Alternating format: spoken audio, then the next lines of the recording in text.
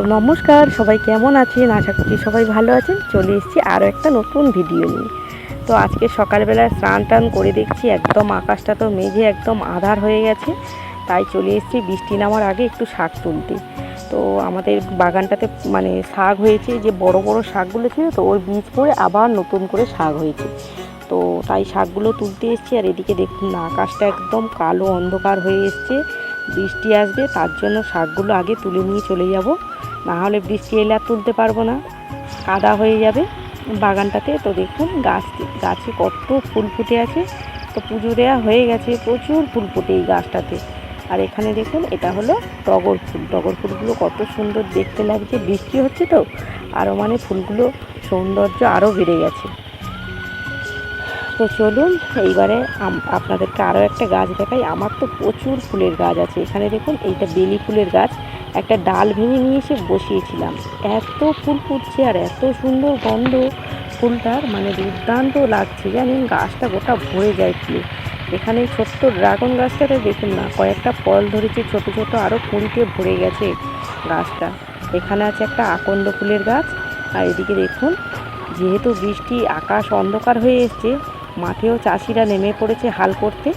তো তোলা ফেলা হবে, তারপরে ধান গাছটা মানে ফেলা হবে ধানগুলো, তারপরে বড় বড় তোলা হয়ে গেলে তারপরে রোয়া হবে। তো তার জন্য এগুলো রেডি করছে।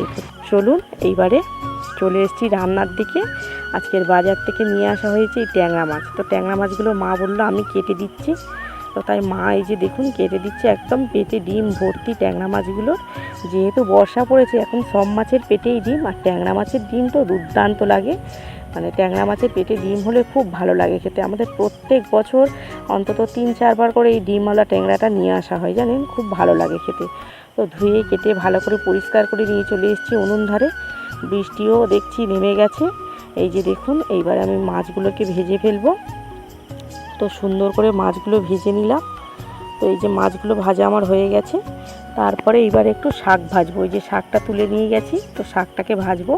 এই যে দেখুন পেঁয়াজ, কাঁচা লঙ্কা, একটু মাছের ডিম দিয়ে দিলাম, টেস্টটা আরও বেড়ে যাবে।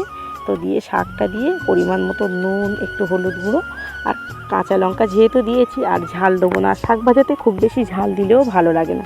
দিয়ে শাকটাকে নাড়াচাড়া করে একটু ভেজে ফেলবো।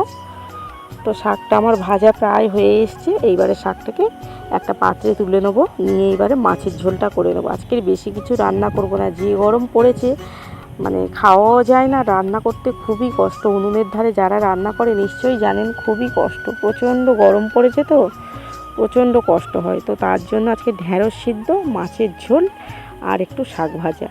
তো এখানে দেখুন মাছের ঝোলটা বানানোর জন্য আদা রসুনের পেস্ট আর দিয়ে দিচ্ছি পেঁয়াজ। তো দিয়ে মশলাটাকে ভালো করে কষিয়ে নেব। তো দেখুন ভালোভাবে মশলাটা কিন্তু আমার কষে গেছে। দিয়ে দেবো 1 চামচ হলুদ গুঁড়ো, 1 চামচ লঙ্কার গুঁড়ো আর দিয়ে দেবো স্বাদ অনুযায়ী লবণ।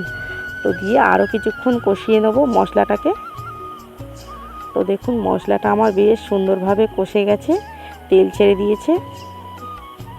এইবার একটু জল দিয়ে আরও ভালো সুন্দর করে কষিয়ে নেবো মশলাটা, যা দেখবেন কত সুন্দর কালার এসছে দেখুন একবার। তো এইবারে দিয়ে দেবো আলুগুলো খুব বেশি আলু দিইনি এখানে, তাই এই আলু আমাদের বেশি, মানে আমাদের বাড়িতে তো আলু কেউ খুব একটা খায় না জানেন, তো অল্প করেই দিয়েছি। তো দিয়ে ভালো করে মশলাটাকে কষিয়ে এইবারে আলুটাও সুন্দর করে কষিয়ে নিয়েছি, নিয়ে জল দিয়ে চাপা দিয়ে দেবো। আলুটা সিদ্ধ হবার অপেক্ষায় থাকবো। সিদ্ধ হয়ে গেছে অলরেডি আমার। এইবারে মাছগুলো দিয়ে সুন্দর করে, আলুগুলো দেখুন একদম সিদ্ধ হয়ে গেছে। দিয়ে দেবো একটু জিরে বাটা। তো এই যে জিরে বাটা দিয়ে দিলাম। জিরে বাটাটা দিলে তো টেস্টটা কিন্তু দারুণ লাগে। তো চলুন জিরে বাটাটা দিয়ে দিয়েছি। এইবারে চাপা দিয়ে তরকারিটাকে নামিয়ে নিলাম। তো দেখুন কত সুন্দর হয়েছে মাছের ঝোল আর এদিকে শাক ভাজা। তো কেমন লাগলো আজকের ভিডিওটা প্লিজ কমেন্টে জানাবেন। সবাই ভালো থাকবেন, দেখা হচ্ছে নেক্সট ভিডিওতে।